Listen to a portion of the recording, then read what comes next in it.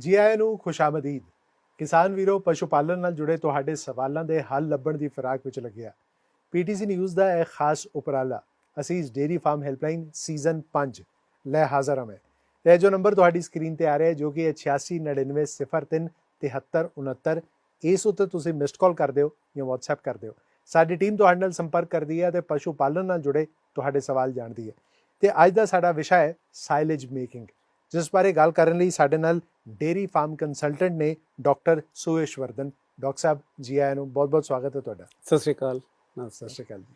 ਸਭ ਤੋਂ ਪਹਿਲੇ ਤੁਹਾਡੇ ਤੋਂ ਇਹੀ ਜਾਣਨਾ ਚਾਹਾਂਗੇ ਕਿ ਡੇਰੀ ਫਾਰਮਿੰਗ ਵਿੱਚ ਸਾਈਲੇਜ ਦਾ ਕੀ ਯੋਗਦਾਨ ਰਹਿੰਦਾ ਹੈ ਅਤੇ ਕਿੰਨਾ फसलों ਦਾ साइलेज ਜਿਹੜਾ ਹੈ ਉਹ तैयार किया जा सकता है।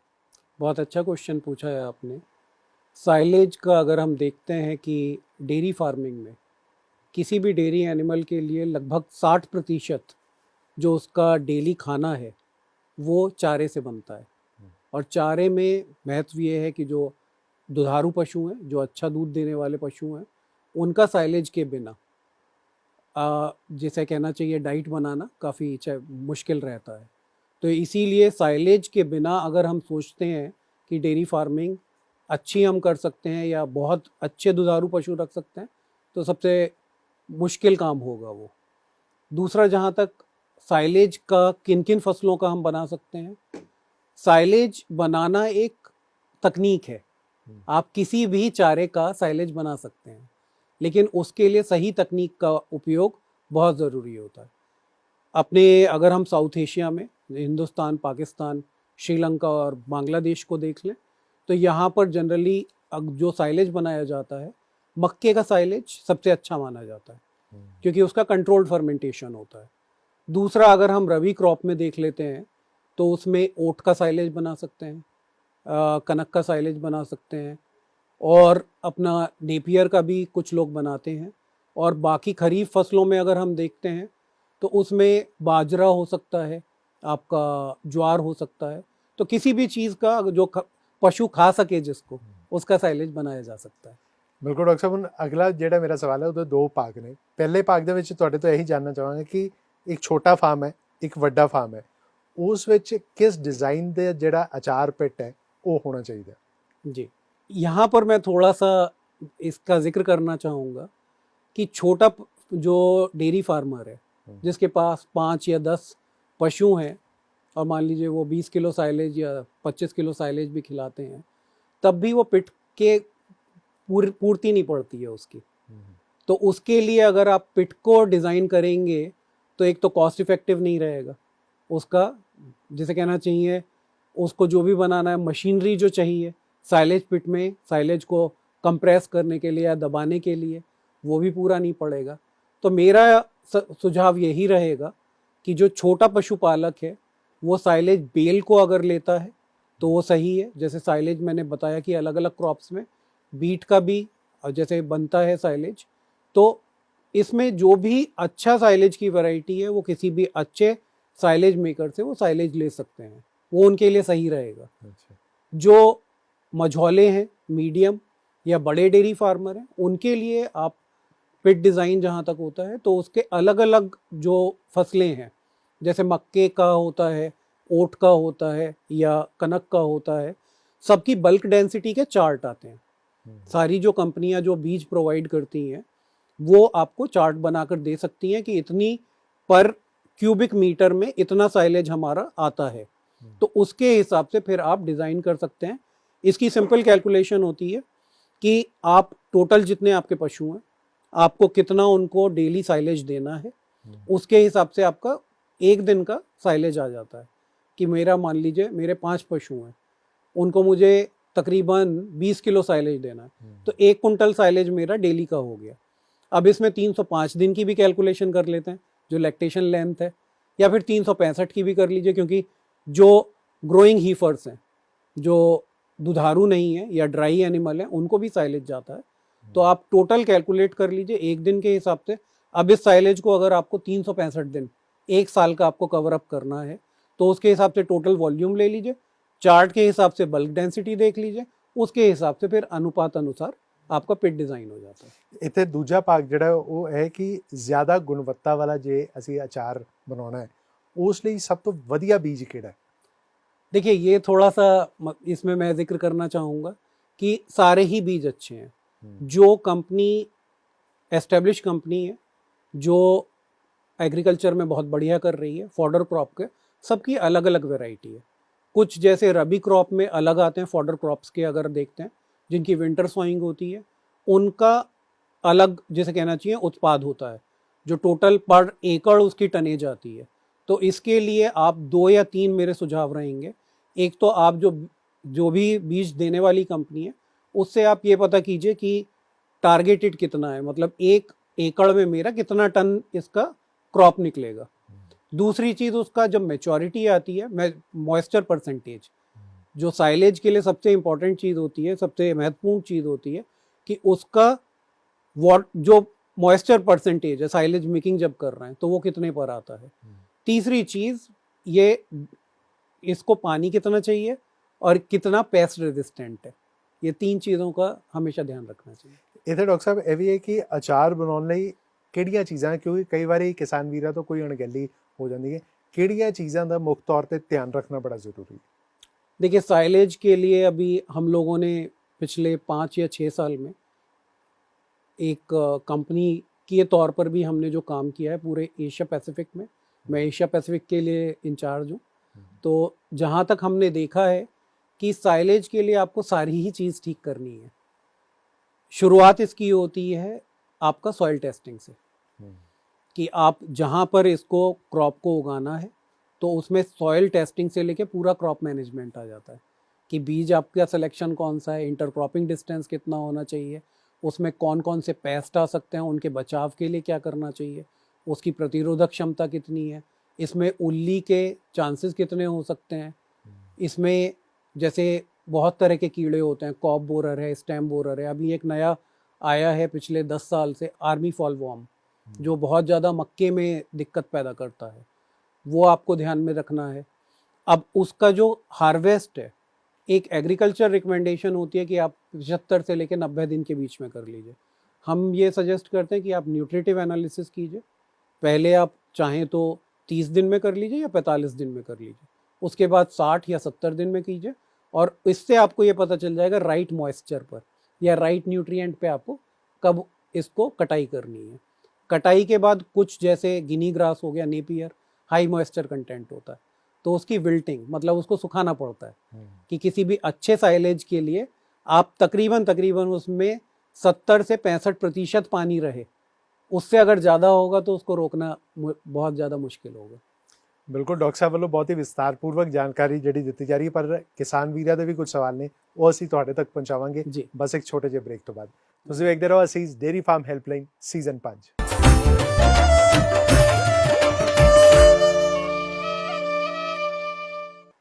ਬ੍ਰੇਕ ਤੋਂ ਬਾਅਦ ਤੁਹਾਡਾ ਸਵਾਗਤ ਹੈ। ਤੁਸੀਂ ਵੇਖ ਰਹੇ ਹੋ ਅਸੀਸ ਡੇਅਰੀ ਫਾਰਮ ਹੈਲਪਲਾਈਨ ਸੀਜ਼ਨ 5 ਤੇ ਅੱਜ ਦਾ ਸਾਡਾ ਵਿਸ਼ਾ ਹੈ ਸਾਈਲੇਜ ਮੇਕਿੰਗ, ਜਿਸ ਬਾਰੇ ਸਾਡੇ ਨਾਲ ਡੇਅਰੀ ਫਾਰਮ ਕੰਸਲਟੈਂਟ ਨੇ ਡਾਕਟਰ ਸੁਵੇਸ਼ ਵਰਧਨ, ਉਹ ਚਰਚਾ ਕਰ ਰਹੇ ਨੇ। ਡਾਕਟਰ ਸਾਹਿਬ ਹੁਣ ਤੱਕ ਬਹੁਤ ਹੀ ਵਿਸਤਾਰਪੂਰਵਕ ਜਾਣਕਾਰੀ ਦਿੱਤੀ ਹੈ।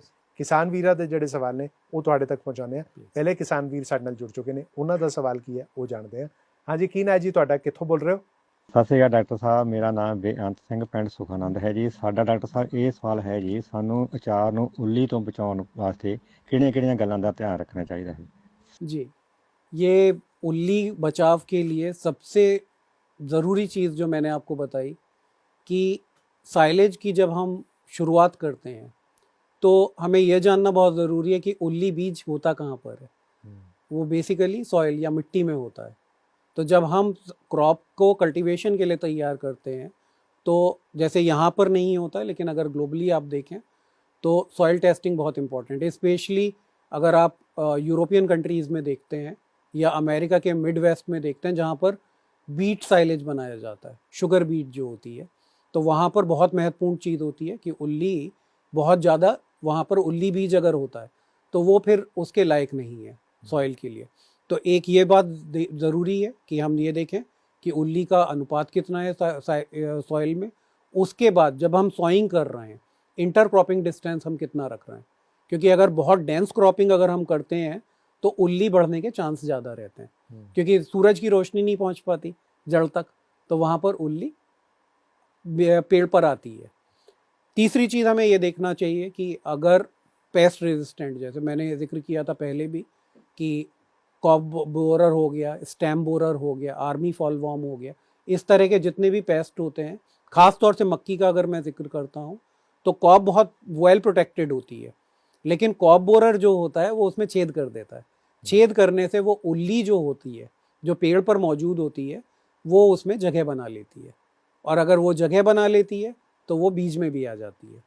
तो उल्ली को रोकने के लिए सबसे बड़ी चीज़ ये है कि आप क्रॉप मैनेजमेंट सही करें, और दूसरी चीज़, जब आप साइलेज बनाने के लिए जाएं तो मॉइस्चर का ध्यान बहुत ज़रूरी रखें।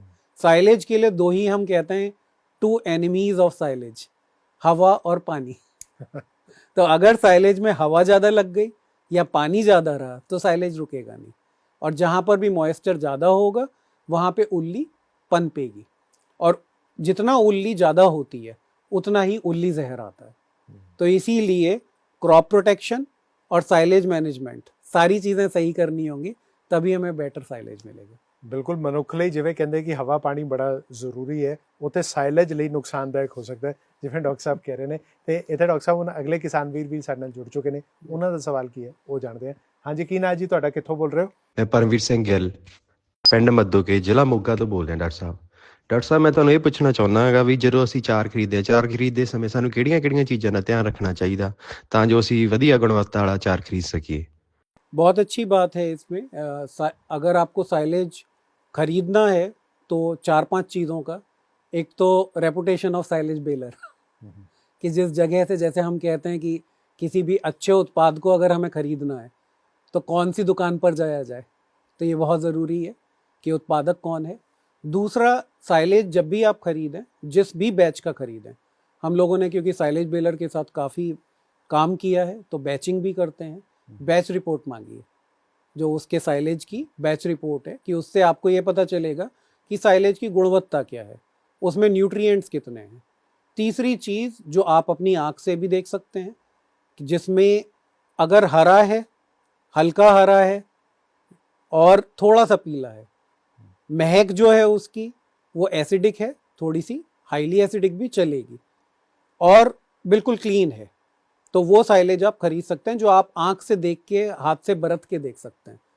अब क्या नहीं होना चाहिए, अगर पीला पड़ गया है वो, और उसमें जिसे कहना चाहिए सड़े की महक आ रही है या बहुत तेज़ महक आ रही है वो, और उसमें ग्रीजी नहीं होना चाहिए, मिट्टी, क्योंकि मिट्टी साइलेज की दुश्मन होती है, मिट्टी नहीं होना चाहिए, चॉकलेटी कलर नहीं होना चाहिए, ग्रीजी नहीं होना चाहिए। ये चीज़ आप देखें तो आप साइलेज खरीदते हुए इन चीज़ों का अगर ध्यान रखेंगे तो मुझे लगता है बढ़िया रहेगा। ਬਿਲਕੁਲ, ਜਿਹੜੀਆਂ ਗੱਲਾਂ ਡਾਕਟਰ ਸਾਹਿਬ ਵੱਲੋਂ ਕਹੀਆਂ ਗਈਆਂ ਨੇ, ਧਿਆਨ ਜਿਹੜਾ ਹੈ ਉਹ ਤੁਸੀਂ ਰੱਖਣਾ ਤਾਂ ਜੋ ਬਾਅਦ 'ਚੋਂ ਤੁਹਾਨੂੰ ਜਿਹੜੀ ਕਿਸੇ ਵੀ ਮੁਸ਼ਕਲਾਂ ਦਾ ਸਾਹਮਣਾ ਜਿਹੜਾ ਉਹ ਨਾ ਕਰਨਾ ਪਏ। ਇਸ ਦੇ ਨਾਲ ਹੀ ਡਾਕਟਰ ਸਾਹਿਬ ਅਗਲੇ ਕਿਸਾਨ ਵੀਰ ਵੀ ਜੁੜ ਚੁੱਕੇ ਨੇ, ਉਹਨਾਂ ਦਾ ਸਵਾਲ ਕੀ ਹੈ ਉਹ ਜਾਣਦੇ ਹਾਂ। ਹਾਂਜੀ, ਕੀ ਨਾਂ ਹੈ ਜੀ ਤੁਹਾਡਾ, ਕਿੱਥੋਂ ਬੋਲ ਰਹੇ ਹੋ? ਸਤਿ ਸ਼੍ਰੀ ਅਕਾਲ ਜੀ, ਮੇਰਾ ਨਾਮ ਹਰਜਿੰਦਰ ਸਿੰਘ, ਪਿੰਡ ਮੱਲਕੇ। ਮੈਂ ਇਹ ਪੁੱਛਣਾ ਚਾਹੁੰਦਾ ਜੀ, ਅਚਾਰ ਦੀ ਫੇਸ ਮੈਨੇਜਮੈਂਟ ਲਈ ਕਿਹੜੀਆਂ ਗੱਲਾਂ ਦਾ ਧਿਆਨ ਰੱਖਣਾ ਚਾਹੀਦਾ? ਅਚਾਰ ਨੂੰ ਖੁੱਲ੍ਹਾ ਰੱਖਣਾ ਚਾਹੀਦਾ ਜਾਂ ਢੱਕ ਕੇ ਰੱਖਣਾ ਚਾਹੀਦਾ? ये थोड़ा सा कंट्रोवर्शियल क्वेश्चन है, बहुत बढ़िया क्वेश्चन पूछा है, लेकिन कभी भी आप किसी वेस्टर्न एक्सपर्ट से पूछेंगे तो वहाँ पर जो क्लाइमेटिक कंडीशन, स्पेशली यूरोप, अगर आप देखेंगे जहाँ पर ठंड ज़्यादा पड़ती है, तो वो कहेंगे कि रात को साइलेज कवर करके रखना चाहिए। अगर अमेरिकन एक्सपर्ट से पूछेंगे तो कुछ, अगर आप विस्कॉन्सिन की तरफ चले जाएंगे तो वहाँ पर भी वो कहेंगे कि इसको कवर रखना चाहिए। हम लोगों का जो तजुर्बा है, ट्रॉपिकल क्लाइमेट जहाँ पर हम हिंदुस्तान की बात कर रहे हैं, समर में अगर आप इसको कवर करते हैं तो बेसिकली यहाँ पर हीट इतनी ज़्यादा होती है, टेम्परेचर बाहर का जब समर में टेम्परेचर होता है तो वो आइडियल कंडीशन पैदा कर देता है म्यूकर के डेवलप करने के लिए। इसको हम यीस्ट भी बोलते हैं, जैसे खमीरा होता है, जब अगर हम गर्मी दे दें खमीरा को, खमीरा जल्दी होता है तो वो उसके पनपने की संभावनाएं ज़्यादा रहती हैं। तो मेरा अपना प्रैक्टिकल तजुर्बा, मैं एक्सपर्ट्स की पूरी, जो ग्लोबल एक्सपर्ट्स हैं उनकी सब चीज़ों को मानते हुए भी मेरा अपना जो तजुर्बा है मैं शेयर करना चाहूँगा। फेस मैनेजमेंट के लिए सबसे इम्पॉर्टेंट है, समर में आप कवर मत कीजिए, क्योंकि गर्मी ज़्यादा होती है और उसमें ईस्ट की पनपने की संभावना ज़्यादा होती है। हाँ, ये बात ज़रूर है कि अगर आपने साइलेज पिट खोला, उसके बाद आप उस अनुपात में नहीं कर पाते हैं, पहली बात तो बहुत बड़ा फेस मत रखिए। अगर जितना ज़्यादा चौड़ाई में साइलेज पिट होगा तो फेस उतना ही ज़्यादा ओपन होगा। तो जब भी आप साइलेज पिट का डिज़ाइन करें तो फेस जितना आपको ज़रूरी है उसके हिसाब से रखिए। बहुत ज़्यादा ब्रॉड फेस जब साइलेज पिट्स का होता है तो उतना आप कटाई नहीं कर पाते हैं। तो डेली कटाई के हिसाब से आपको देखना होता है। जैसे गर्मी में हम कहते हैं 8 से 12 सेंटीमीटर तक का आप काट सकते हैं, जाड़ों में कम काटते हैं हम। तो उसमें बेसिकली जितना रिक्वायरमेंट है उसके हिसाब से आप डिज़ाइन कीजिए। बारिश अगर पड़ जाती है, मान लीजिए ठंड की हम बात करते हैं, ठंड में क्योंकि रात को मॉइस्चर ज़्यादा आता है तो आप कवर कर सकते हैं। नॉर्मली ये है कि कवर करने के टाइम पर आपको डिसाइड करना है कि कितना मॉइस्चर आता है। उसका एक बहुत प्रैक्टिकल है कि आप फेस पर जाइए सुबह और हाथ से लीजिए, अगर उस पर ओस आ रही है, बूंद आ रही है, तो मतलब मॉइस्चर ज़्यादा है, तब आप कवर कर सकते हैं।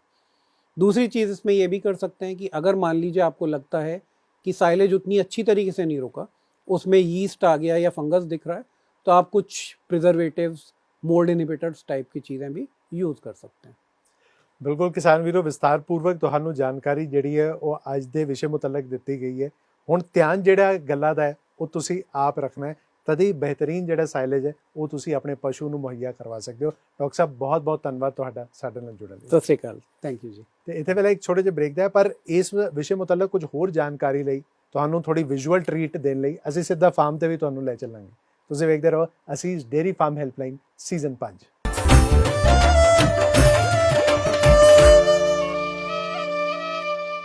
ਬ੍ਰੇਕ ਤੋਂ ਬਾਅਦ ਤੁਹਾਡਾ ਸਵਾਗਤ ਹੈ। ਤੁਸੀਂ ਵੇਖ ਰਹੇ ਹੋ ਅਸੀਸ ਡੇਅਰੀ ਫਾਰਮ ਹੈਲਪਲਾਈਨ ਸੀਜ਼ਨ 5 ਤੇ ਅੱਜ ਦਾ ਸਾਡਾ ਵਿਸ਼ਾ ਹੈ ਸਾਈਲੇਜ ਮੇਕਿੰਗ, ਜਿਸ ਬਾਰੇ ਹੋਰ ਜਾਣਕਾਰੀ ਲਈ ਤੁਹਾਨੂੰ ਸਿੱਧਾ ਫਾर्म ਤੇ भी ले चलते हैं।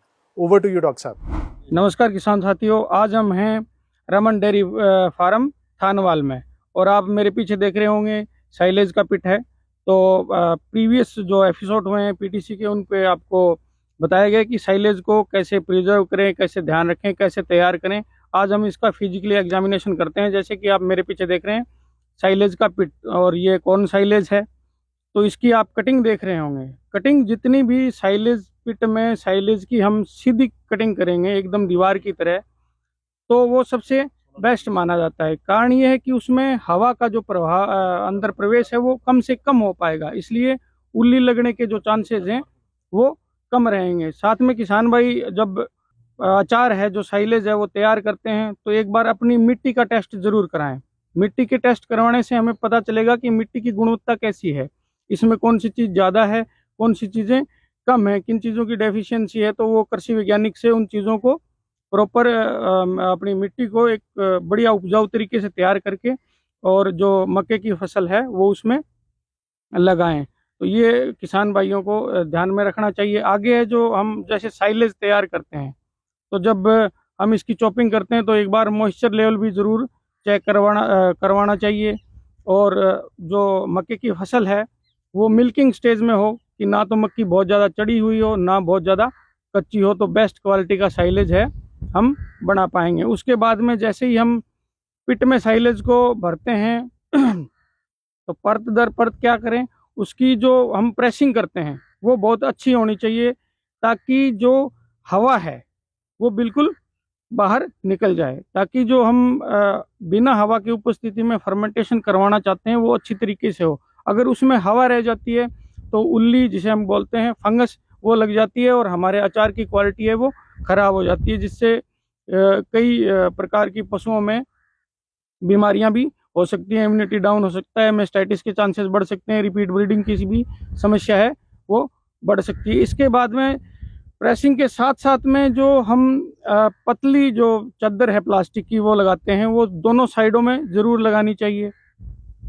अगर पिट पक्का है, पक्की ईंटों से बना हुआ है, तो वो बहुत अच्छा रहता है, क्योंकि उसमें अगर कच्ची मिट्टी से हमने पिट बनाया है तो उसमें चूहों वगैरह की थोड़ी समस्या रहती है, वो अपनी प्लास्टिक की शीट को काट सकते हैं, उससे बारिश का पानी वगैरह है वो पिट के अंदर आ सकता है, तो हमारी साइलेज की क्वालिटी है वो ख़राब हो सकती है। इसके बारे में जो पिट है उसकी स्लोप है वो थोड़ा सा बाहर की तरफ रखनी है, अंदर की तरफ नहीं रखनी है, ताकि बारिश वगैरह का पानी पिट के अंदर प्रवेश ना कर सके, ताकि हमारे साइलेज का बचाव हो सके। यहाँ पे हम फार्म में देख रहे हैं शाम के TMR की तैयारी हो रही है। तो जिस प्रकार साइलेज है जो डाला गया है, साइलेज को हमें इस प्रकार हमेशा से ही फैला के रखना है। शाम के टीएमआर के लिए तैयारियां हो रही हैं, तो इसके लिए साइलेज को हम हमेशा पतली एक लेयर के रूप में फैला के रखें फार्म पे, कभी भी बंडल में गठरी में बांध के ना रखें, ताकि अगर हम बांध के रखते हैं तो वो गर्म हो जाता है, और गर्म होने का मतलब है उसमें फंगस लग चुकी है। तो हमें कभी भी गठरियों में साइलेज को बांध के नहीं रखना है। सबसे अच्छी ये प्रैक्टिस है कि हम साइलेज के पिट में से साइलेज को तुरंत निकालें और तुरंत वो टीएमआर में कन्वर्ट करें, जिसमें फीड, तूड़ी और जो भी और चीजें हैं वो मिलाएं, मिक्स करें और तुरंत पशुओं को डाल दें। Thank you. ਬਹੁਤ ਬਹੁਤ ਧੰਨਵਾਦ ਡਾਕਟਰ ਸਾਹਿਬ ਤੁਹਾਡਾ ਸਾਡੇ ਨਾਲ ਜੁੜਨ ਲਈ। ਤੇ ਇਹ ਜੋ ਨੰਬਰ ਤੁਹਾਡੀ ਸਕਰੀਨ ਤੇ ਆ ਰਿਹਾ ਜੋ ਕਿ ਹੈ 8699037369, ਇਸ ਉੱਤੇ ਮਿਸਡ ਕਾਲ ਕਰਨੀ ਜਾਂ WhatsApp ਕਰਨਾ ਨਾ ਭੁੱਲਿਓ। ਸਾਡੀ ਟੀਮ ਤੁਹਾਡੇ ਨਾਲ ਸੰਪਰਕ ਕਰੇਗੀ ਅਤੇ ਪਸ਼ੂ ਪਾਲਣ ਨਾਲ ਜੁੜੇ ਤੁਹਾਡੇ ਸਵਾਲ ਜਾਣੇਗੀ। ਫਿਲਹਾਲ ਦਿਓ ਇਜਾਜ਼ਤ, ਆਪਣਾ ਆਪਣੇ ਪਸ਼ੂਆਂ ਦਾ ਧਿਆਨ ਚੰਗੀ ਤਰ੍ਹਾਂ ਰੱਖਿਓ।